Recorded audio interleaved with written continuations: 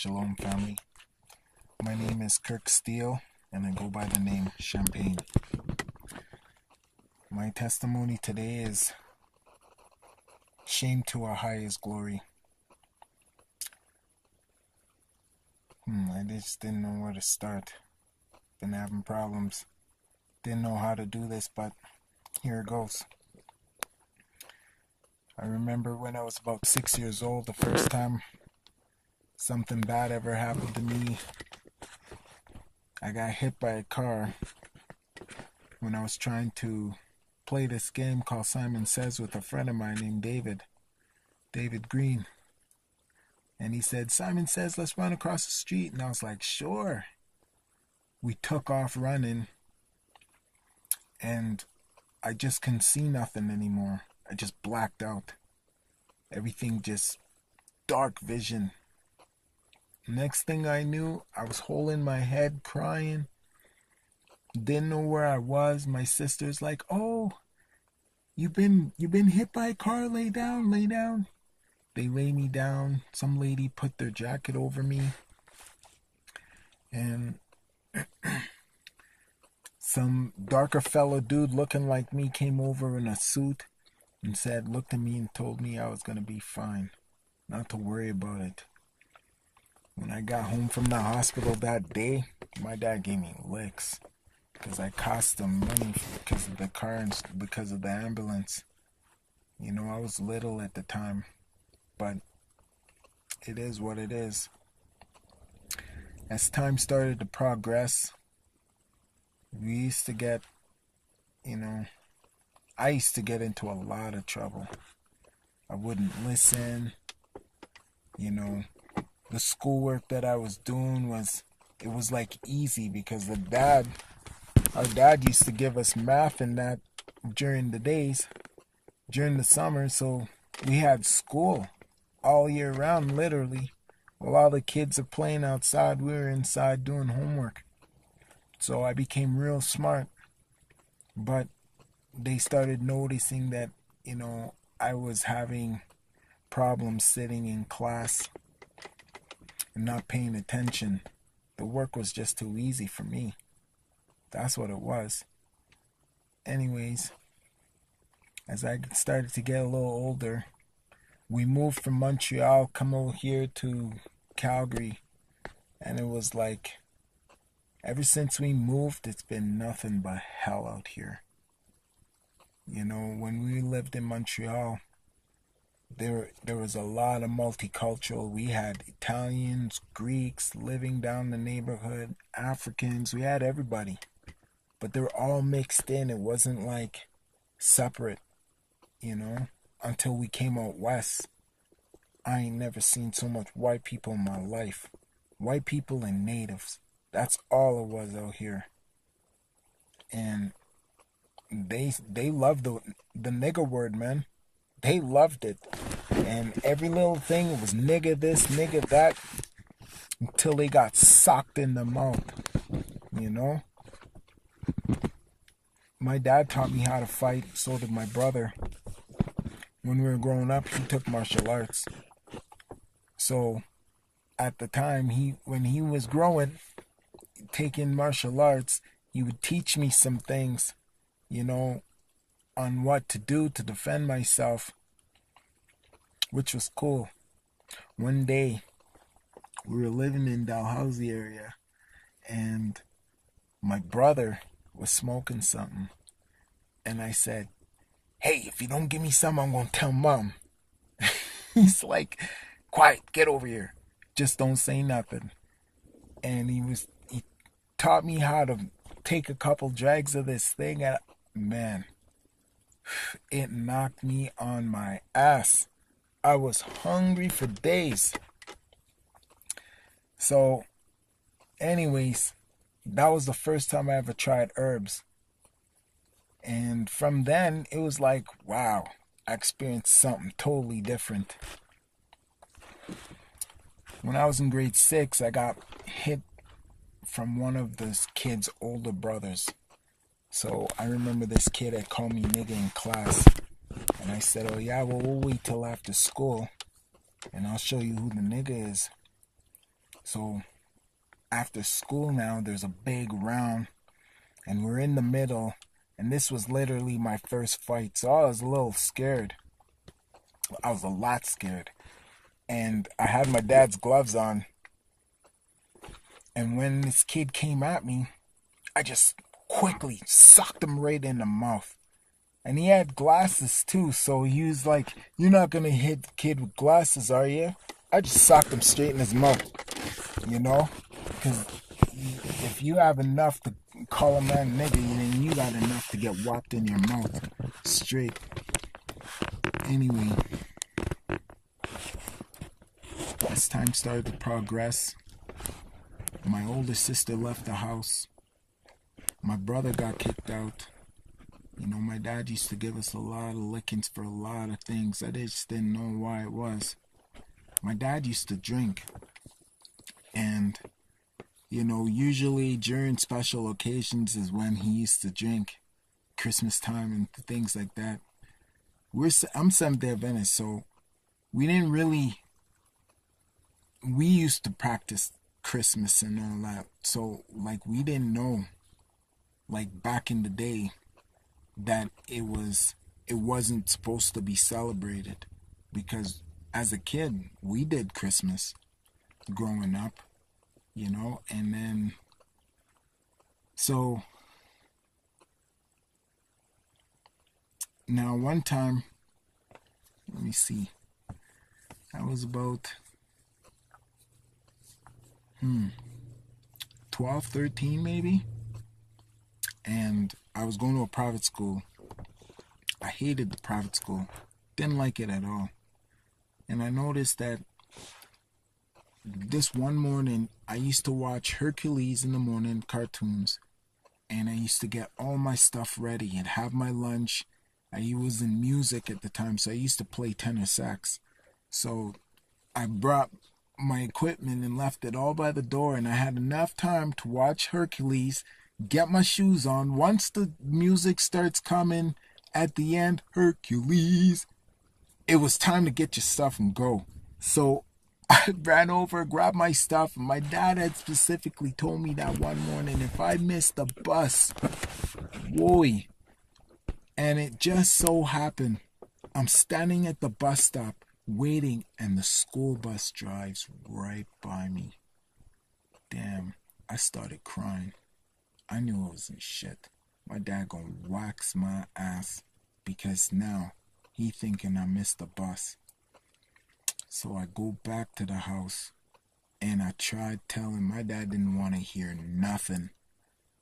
He gave me licks, boy. He gave me licks.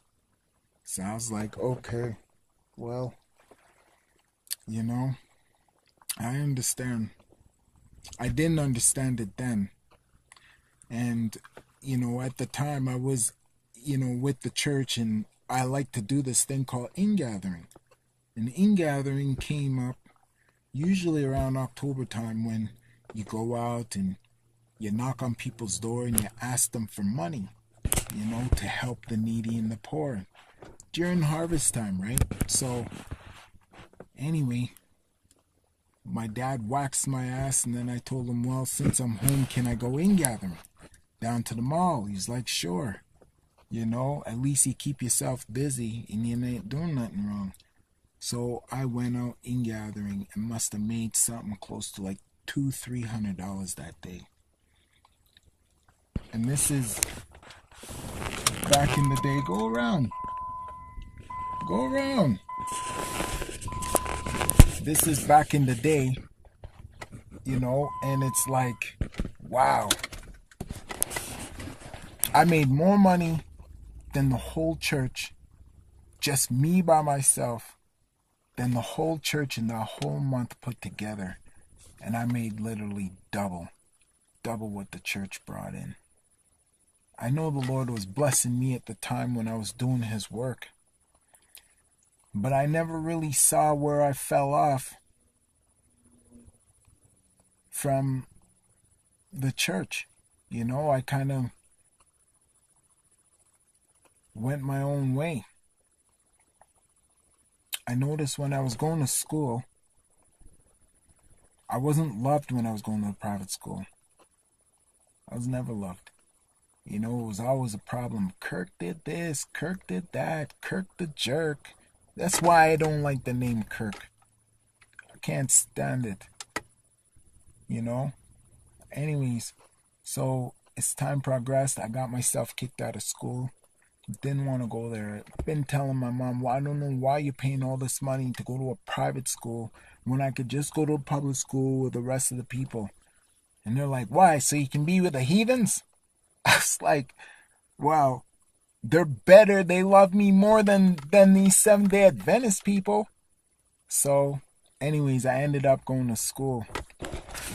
My transition came when I went to Dr. Egbert. Dr. Gladys Knight Egbert. Man, junior high. First day walking to school and I'm in the field and I hear this white kid, hey, Tyrone! Hey, Tyrone! I keep walking. I'm looking around. Ain't nobody else in the field but me and this kid. So I turn around and he's like, wait. The kid runs up to me. He's like, oh, man, I thought you were my boy Tyrone. You look just like him. But he left. Him and his family moved. So I was like, okay. Ever since, bam, Tyrone stuck. And it's been, even now, I have people calling me Tyrone because they still never knew who I was from before. That was the name that just stuck. Tyrone. Tyrone did this. Tyrone did that. That name got so big. The streets started fearing the name Tyrone to the point that I had to change my name. Actually, I didn't change my name. The name got changed for me. And I'll explain how. So, in junior high, that started going. When I got to from grade 6, they had actually bounced me to grade 8 because they said I was too smart for the level of grade 7. So I went straight to from grade 6 to grade 8. And things was good.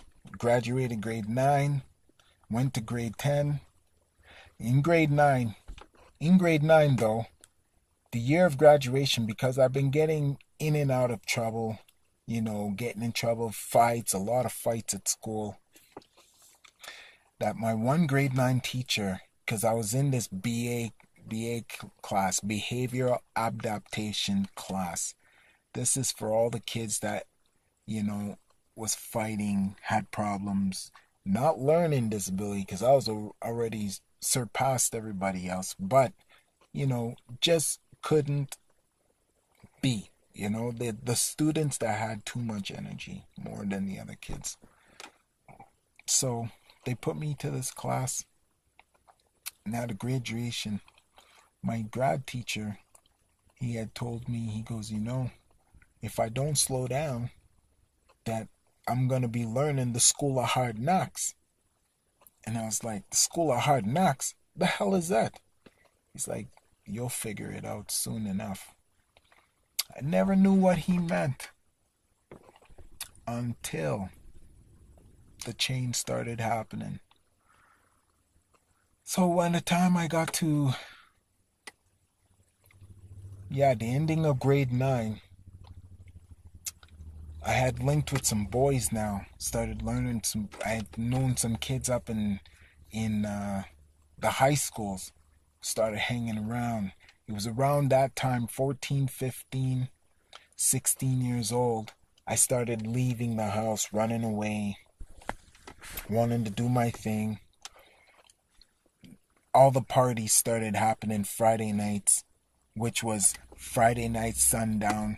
Sabbath starts, and it's like, oh, man, the school dance is going on. You got this party going on, people calling you, and here I gotta go to church Saturday morning. And I'm like, man. So one day, grade 10. This was grade 9, 1989. And I go and I get my boy to call my mom and tell her that I got kidnapped. Oh, shit. Man, my mom's goes and star 69 the number. Here, we're thinking we're genius. We got this on pat. Told him there was a van that pulled up. Tree boys jumped out, grabbed me, threw me in the van, and took off. All because I wanted to go to this dance. So, we took off. Head to the party. And head to the school dance, St. Francis. And they had battles, dance battles. Now, I used to dance a lot, so I was part of the dance battle that was going on. So here we go, taking off, heading to the dance. I already got change of clothes, set it up my boy's place, changed up. We at the dance now, and Too Legit to Quit starts coming on, and I'm busting moves. Shaking leg and doing my thing. All of a sudden, I feel this tap on my shoulder. I'm like, yo, you can wait for the next dance, because I was dancing with this girl. And then next thing now, I feel this tap again. And I'm like, nigga, didn't I tell you to wait? Turn around. It's my dad. I couldn't believe it. My dad shows up at the dance. Okay? Now, my dad's like 5'1", about 180 pounds. Big nigga, okay? He wasn't small. This nigga was thick. And my dad was like, he just looked at me. And I knew. I was like, yo, I gotta go. My dad's walking me out the dance. You know how embarrassing that is? Damn. My dad walks me out of the dance to see a carload full of parents. My mom, my other auntie Molly and Roy and Vera. And they're all paranoid, looking for me, worried because they thought I got kidnapped. And my mom's like, you think you slick? You think you slick? We star 69 that number. And found your black ass and talked to the mom, and the mom told us that she just dropped you guys off at the dance. So you made up all this story just to go to the dance. Said, 'cause I knew you wouldn't let me go. Man, I got grounded. I got grounded for like 2 months. Couldn't do nothing. So time started going off till I started getting curfew. Then I bounced out. And I started linking up with some of these cats now. And I remember one time we went to this dance. And these cats was like, yo, you gotta come meet this nigga Al Fernandez. Because he's one of the crew, the members of the gangs that's here. He's a Crip. So I'm like, what? It's like, nice. Now, back in them times, you have Tupac just starting to come out. Digital Underground already out. Tupac coming out. You have all these other cats, Run DMC, the old school that was coming out. Everything Walk This Way was just pumping. So here the dance battles started pumping off. Sir Mix-a-Lot, Eric B and Rakim, pumping you some old school now. And all these dances pumping off. It was sick. I loved it. I started getting into the music heavy and hot, to the point that everything was nice. So by 89 now, I get crewed up. I meet up with these guys at their apartment. And this is what set it off. When I went to their spot, they're asking me, so, little nigga, what can you do? I was like, I don't know. I can do enough. I ain't done shit. The only thing I've done is stole some chocolate bars. I don't know nothing. So he's like, okay, here. Gives me this knife that's sharp on both edges. And he says, go get some money. I'm like, all right.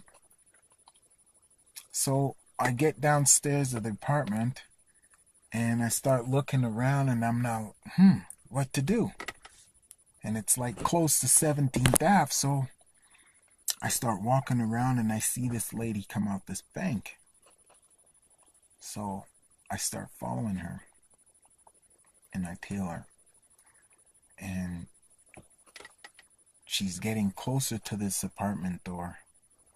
And she goes into her bag and she's facing the door and she's trying to unlock the door. And I creep up right behind her, hand over her mouth, from behind, knife to her throat. I'm 15 years old. And I said, be quiet, don't say nothing. I don't want to hurt you. The only thing I want is your money. That's it.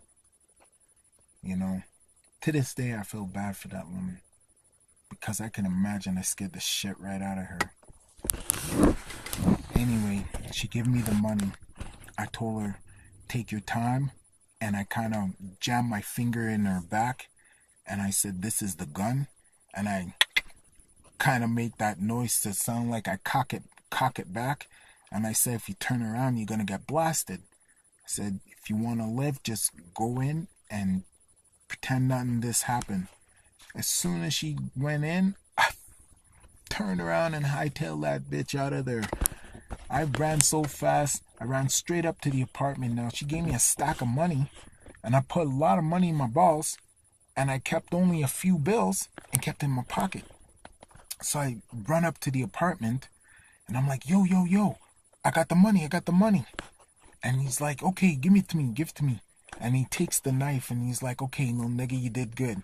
Now we'll see you on the next run. So I was like, all right. So I grabbed my jacket. Mind you, I'm smart, nigga. I switched my jackets and used one of theirs. And then put my jacket back on and flew downstairs. So when I started to leave, I hear sirens coming. I'm like, yo, I gotta get the fuck up out of here. So I bounce. And I hightail it out of there. Excuse my language. And then I hightail it out of there. And when I hightail it out of there, I gone. So I think everything is gully. And I head down to the teen dance. No, this was in 1988. So I head down into the teen dance. And Christmas time, and it was the Christmas dance. And man, I get there and I'm thinking everything's fresh.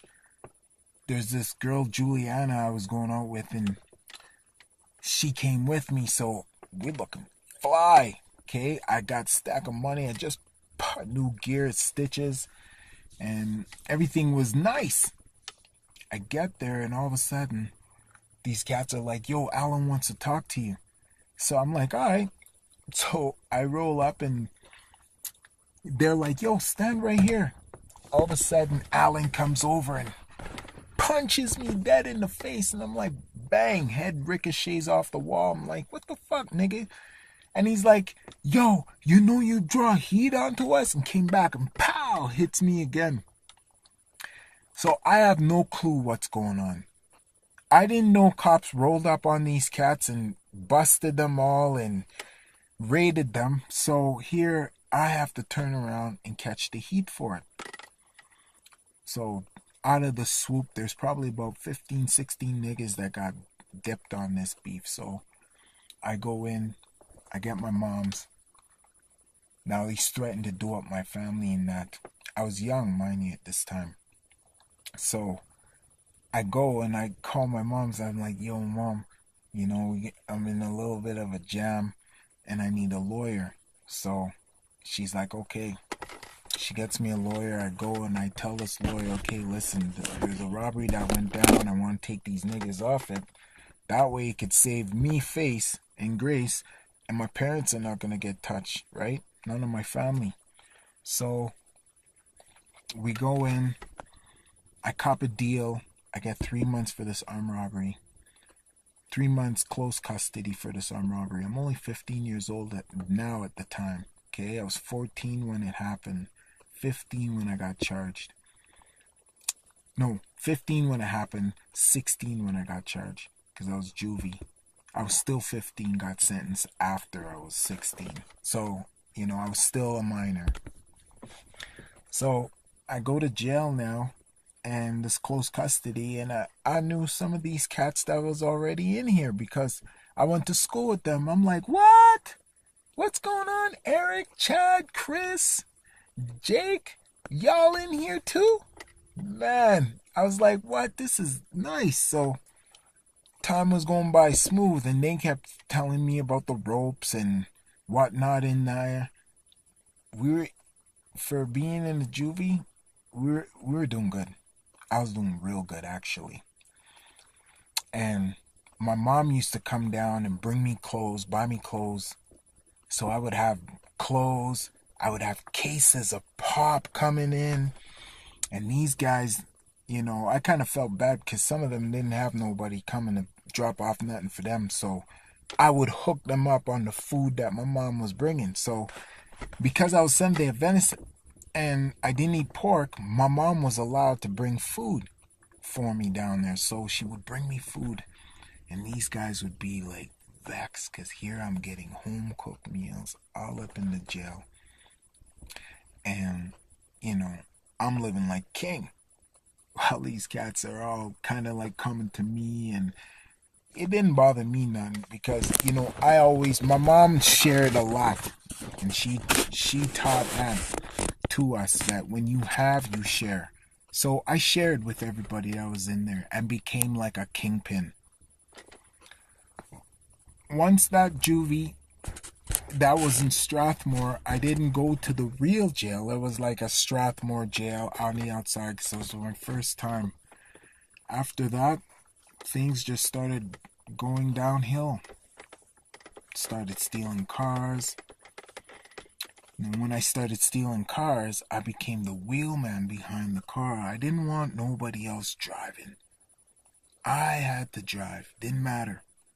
I had the gloves, and my first time ever learning how to drive, my brother had this friend.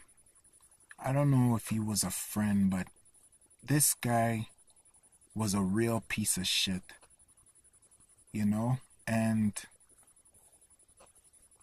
I ain't never told nobody this before.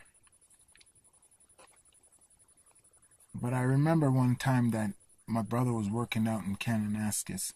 Or no, this guy was working out in Kananaskis, and he played himself to be some kind of money man, but this guy was just a huge scam artist. And he was out in Kananaskis, and he was like, Tony had told me that, I guess he had said something to Tony about working out there, and I was like, yeah, I'll work out there. Kananaskis is nice. I've been out there a couple times already, a few stolen cars. So I decided to head up there. And man, one night, so I'm looking and he's like, so I'm like, where am I going to stay? He's like, oh yeah, you can stay here on the couch. And then I was like, okay. But I didn't know this guy was faggot, man. And yeah, this guy tried pulling off my shorts when I was out there, and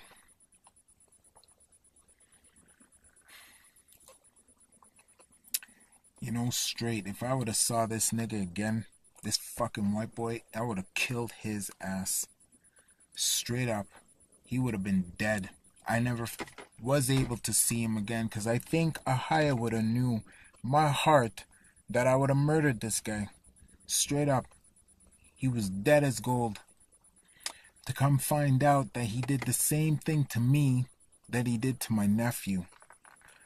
And because my nephew had aired it out, I didn't. And I kept that shit to myself for the longest time. Till now. Kept that to myself till now. Ever since then, I hated any kind of faggot. Any kind of dude that tried to play the faggot role on me, you're getting punched out. I became judge, executioner at the same time. Didn't matter. You were queer, you're getting it. You were getting it.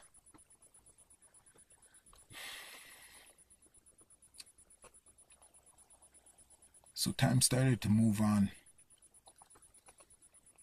I started getting deeper into the game. I started to get to know about cocaine and the price of cocaine. My brother taught me a lot in this game. But the only way he showed me was once. He showed me how to roll a joint or a spliff one time.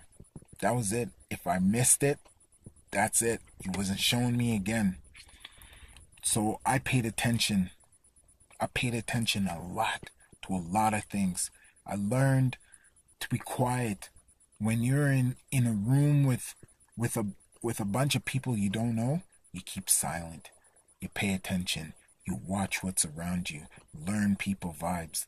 That's what I did. I started to learn people, to understand them, to see. And when I got into the coke game, it was a whole different game. The coke game was the money game. I started off first with the weed. I used to sell a lot of weed, and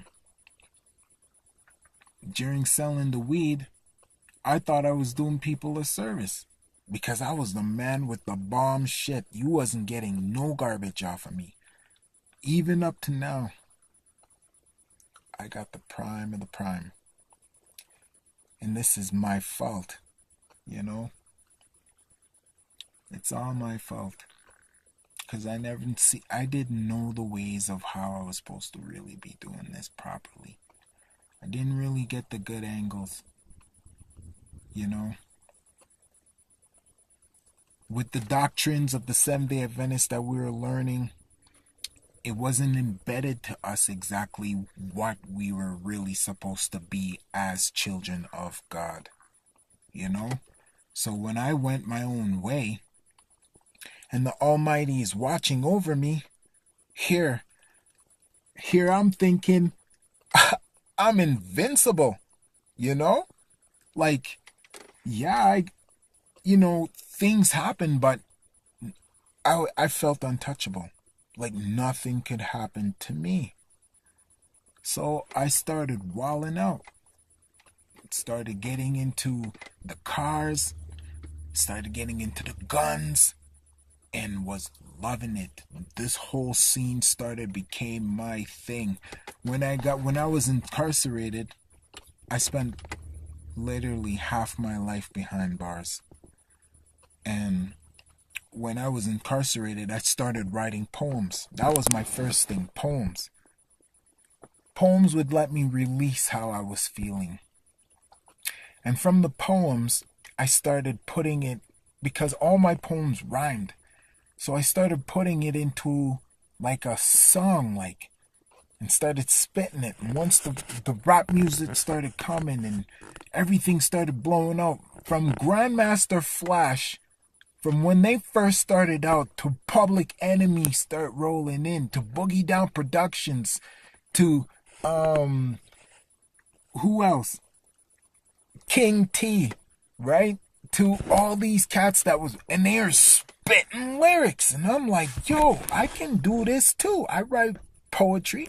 How can I not spit lyrics? So I started getting into the music and writing rhymes and started spitting. But wasn't hitting it nowhere. Just selling my trees and spitting off rhymes to people that will hear, right? And then till I got into the crack game. Was selling powder before. Everything was all soft. Until I was taught exactly how to cook. I used to start seeing people smoke the shit, but I never knew how they got it like that. until I was shown. Once I was shown, I perfected and mastered the crack game. My motto was guaranteed ringer or your money back. That's how much I stand behind my product and what I chefed and what I cooked and the high that I knew people would have got off. Because once they smoked, it was game over. I know they ain't getting their money back because they're ringing right off the hop that they took a hoot off of my stuff. So that became the whole thing right there. By 1991, I was into the crack game. No, I wasn't into the crack game till about 93. About 91, I was into the armed robberies though, because I started fueling to fund the weed. So, when sometimes you catch a hit, you lose product, or, cops catch your stash, you got to re-up. How are you going to re-up when you just lost your inventory? So you got to make your money back. I thought that was the best way how. So anyway, pulled off robberies, got in and out, was in and out till about 93. Then I started in 93. That's when I got introduced to the crack game, because powder started going now. And when New Jack City, the movie, came out, and it was like everybody started blowing up in the crack business, everybody started about this crack. It's just flooded.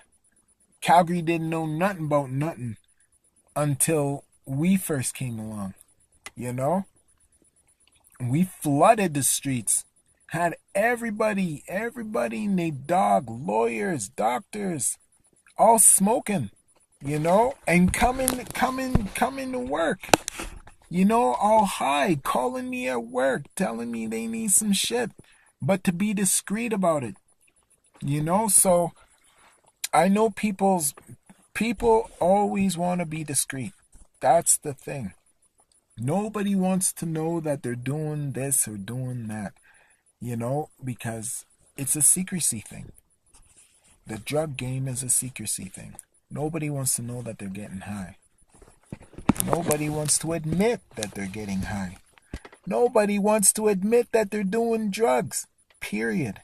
Regardless of the situation that you're looking at, nobody wants to admit it. But 3/4 of the world gets high. Straight. That's the one thing that people don't understand.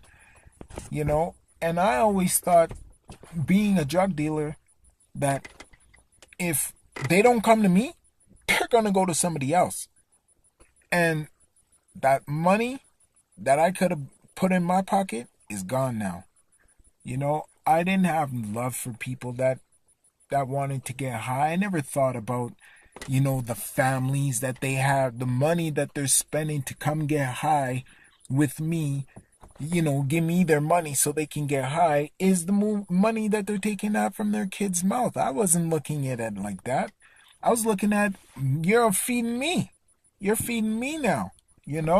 I got bills to pay. I got things to do. I want a car and all that too. So things just started to go haywire, man. To the point that I started seeing all these hoes. All the hoes started to love me now because, I was the ice cream man. So in 93, we pull off. I do this car heist, and we get pinched on a high speeder. Okay, I tried bolting. In Calgary, it fresh snow, so We didn't have the chopper at the time, but they followed the tracks and they brought the dogs, found me, got pinched, was up on a theft, and this nigga that I was with knew these couple hoes and they wanted to work track. But they asked me if they can use my name. I was like, yeah, you can use my name, but I ain't getting no dividends. So how's that gonna be? So they're like, well, we need somebody to protect us. So when I was inside, I knew this next nigga that was there. He was going up on like racketeering, kidnapping, home invasion, a whole bunch of shit. And I told him, yo, I got these two girls that's, they working right now, but they need somebody to work with. They're independent and they need a name. And they just don't want to get jacked by any other suckers out here. So, sorry about that. My boy's like, yeah, I can hook it up. He goes, what do you want out of it? I said, bind me up, man. I said, I'm going to the pen, or I'm going back to jail. Now I need something at least that way I can have some things like some trees, hash, load up. That way I can go in and be in the inside with some dope. That way, I can buy my canteen, buy everything that I need in case mom doesn't come true, right? So he lines me up with a package. The girl goes, makes money, and gets pinched. Oh my word, I couldn't believe it. This girl gets busted because her uncle is an ex-cop. So I'm like, oh man, what do I do? What do I do? So they come and they charge me. They charge me with living off the avails of prostitution. These girls ain't never send me no money. They send my boy money. They never gave me no money. But I took the rap anyway because I didn't need my man getting more hassles. Plus, I didn't want to go provincial jail no more after doing the round trip in Alberta already. I knew they had it out for me, so I said, well, if I go to the pen, things will be better. So I get 2.5 years, and off I went. They shipped me out to Winnipeg. That way I can go up there to go do my time. So I was like, okay, couple provinces away. And it was a whole different ballgame when I went there, man.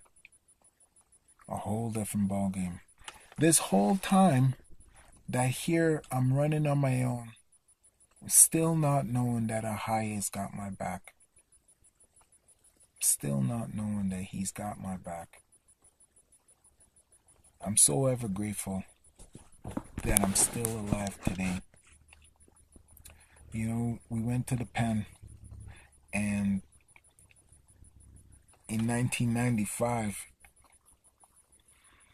in 1995, just before I'm getting out, there's a native guy that was inside, and he started wilding out on one of the brothers that was there, trying to get his paperwork and that, because his brother was in for a murder beef, and he got life 10, and they thought that he had raped the girl and killed her, because the girl was supposed to be an ex-girlfriend, and then when they found the girl, she had no clothes on.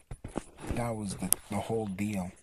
So he wanted to try and get all the gangs to creep up and try and take out all the niggas inside. There was only about, out of a population of 650 people, there was about 20 brothers in that whole jail.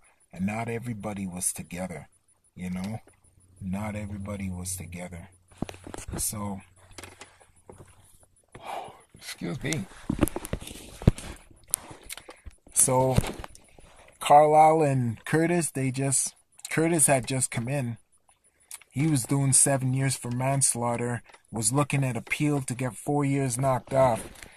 And then this boy came up. And I got out. 2 days later, that boy got stabbed up and dead in his cell. You understand? And usually, when in Canada, if a brother is gonna take another guy out, you catch him first thing in the morning while that boy's sleeping. And then you usually give him some pills or something the night before. So then he's really sleeping by the time morning comes, because they usually don't wake up in the mornings. And you just go in and poke him up right in his sheets and leave him there for dead. Close his door, walk out. That's what happened. Until they call lockdown, And that's what happens. That boy ended up dead.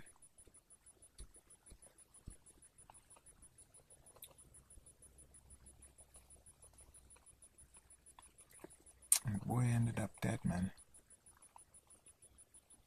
All because he was dope simple. I've seen a lot of dope simple cats in my life. I remember there's this one big white boy. Big. Like 240, 250. Big. And strong, powerful. And there was a French Newfie guy that came in.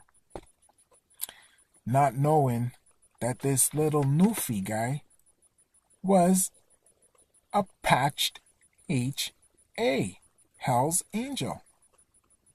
And this Mike guy goes and tries to muscle the little Newfie, telling him this and that, and next thing we find out, little Newfie checks in. Word goes out on the street that this big Mike checked in this little Newfie guy. And a package came in. And I know some yayo. See, when it comes to the yayo on the inside, I never touched. When it comes to the pills, never touch. I'll bun a little trees in that, but that's usually before bed. I don't usually get high and then run around in that, because you gotta be on guard, man. You gotta know, because you never know who's gonna try and poke you. You never know who's gonna try and poke you. So it was like, yeah, when the package came in, they just sent him a package under his door, and like an idiot, he comes and he finds it coming home back from gym. And he's like, oh, nice, I found a package, blah, blah, blah. And he goes and he does the package, and he ends up dead. Right? This big fucking boy, man, ends up dead. Why? Because he does needles. That was another easy way of taking people out, was with the dope. Because you have a lot of dope simple motherfuckers up in there, Excuse my language. Please, excuse my language. So, it's been just crazy. It's been so hard talking about this. I never experienced that I would be able to tell people my life, tell people exactly what's going on, and how things like this became about. But I could see now, as I'm older, and that I have kids, and that my kids are with me, that I totally changed up my whole life, changed up my whole period.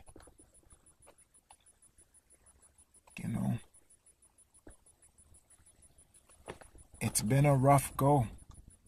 It's been a rough go. By 1997, No, 1996 I got out. Stony Mountain. That was the year Tupac died. Oh man. All hell broke loose on the streets when that nigga died, man. Enough people was getting capped up, busting shots, and this is all up in Winnipeg, so things started popping off when Tupac died, man. And I left Winnipeg, had met this girl, came out here, out back west.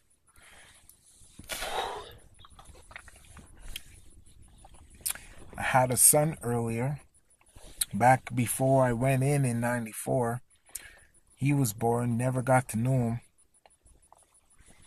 So by 96, got out, was with this girl for a little bit, had her here in Calgary, and got messed up right back into the crack game again. Started pumping out, and the one thing that I should have never did was get high on my own supply. Shit, I messed up then, man. Once that came in, I hit total rock bottom. I never thought I'd be explaining this to anybody either. I've seen the bottom, the pits, but I never lived on the streets. I never got myself that far because I wasn't about to be homeless, on the street, have nothing. Yeah, I stayed at a few people's spot here and there, but I only stayed there just so I can line up my next robbery, so I can get money. Lived in hotels, lived everywhere, been on the run for so long. So by 97, 98, that's when Master P started coming in. The dope game. We're already flossing heavy in that now. The crack game took over big time. As you see, it flooded the streets now. And, this cat that I knew, this D guy, used to do business with, one day he shorted me. And he was charging me weight, literally almost $10 on the point, which was money, man. So I hear I'm getting a game, and he's charging me straight. So I'm like, dog, it better be all here, man, because you're charging me heavy. He's like, it is. So when I call him back and tell him he shorted me, he's like, oh, make it up on the next run. So I was like, all right. The next run comes in, same thing. So I was like, man, forget this nigga. We don't take his ass out. Now, this nigga got greedy into the game. So I was like, enough of this. So we strapped up. Got this girl to call this nigga to do a load, because now I know he doesn't want to deal with me, right? And we just set his ass up, man. Told him bring an ounce and a half. He brought 2, and we just jacked his ass. I pistol whipped him, got his shit. We left. And by about 1998, that was 97. In 98, I got out again and was with baby mom's, Lexi at this time. And we were walking downtown, and I said, hey, let's stop into a pub here. I wanted to get a drink. And we started playing pool, and I seen D's partner and this next cat, this jeweler that I know. So I knew they jumped on the phone to call and let this nigga know that I was there. So Michelle, she's like, let's go. And I'm like, nah, man, I ain't afraid of these niggas, man. Fuck. Let's just deal with this shit and get it over with, right? So he comes rolling in right on 17th Ave, masked up. He's got a gat in hand, and he's like, come, nigga, come with me. And I'm like, yo. So I told Michelle just bounce. I said, I'll be back. So now I didn't know what was going on, but I knew these niggas was trying to do me something. So they like grabbed me and drove me out to the outskirts. And he's like, yo, you done fucked up my head, blah, blah, blah. And that's when he came over and cut up my face.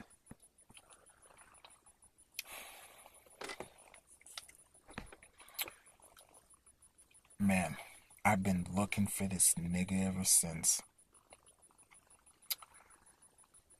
Till about a couple of years ago, he came and saw me at the church. One of the churches that my sister was going to. And then this nigga comes over and says he wants to apologize and ask me for forgiveness. I couldn't believe this nigga was asking me for forgiveness. I left. I didn't say nothing to him. I was just like, yeah, whatever, man. I left, man. I wanted to gut this guy like a fish. I wanted to gut him.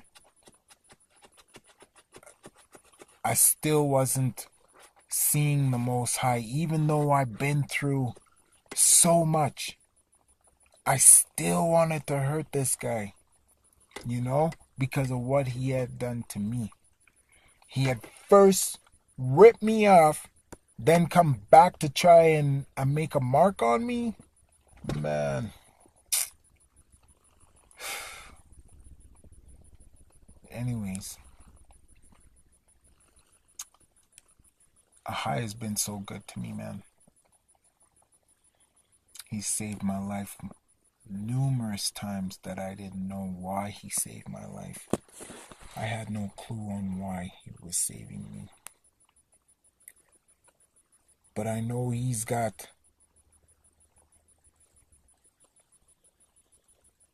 is everything, man.